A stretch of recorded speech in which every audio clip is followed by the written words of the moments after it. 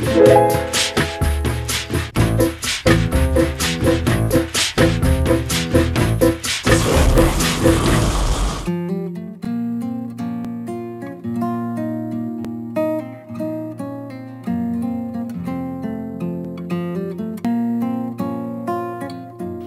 anam amb tanta llei?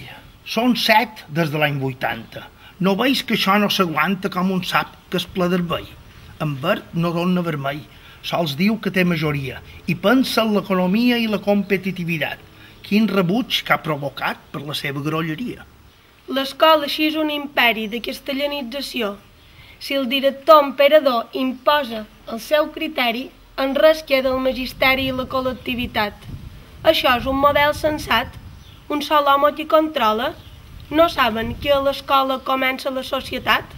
L'alumne que troba manera per tornar a recordar un temps que ja va passar, on el pobre anava enrere i el ric era la sendera, malgrat hi hagués pocs cervells. Això són els estropells de ministres sense altura. Viuríem en dictadura si només depengués d'ells. En Wert només vol doblers. Lleva la filosofia. Grana la tecnologia, belles arts i els demés. Però dins aquest procés, que contra els nins atenta, en pro de pujar la renta, a mi em crida l'atenció. Com és que la religió no és productiva i augmenta? Un calfred m'engalaverna i m'ofusca la raó. L'onque i til, tant sí com no.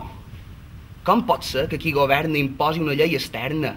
Fora creativitat, més competitivitat, música, economia, més sense filosofia, surarà la societat. Una llei sense consens, ni un diàleg precari, una llei incendiari, amb un alumnat indefens, amb uns exàmens externs i sense consensuar, això no es pot acceptar.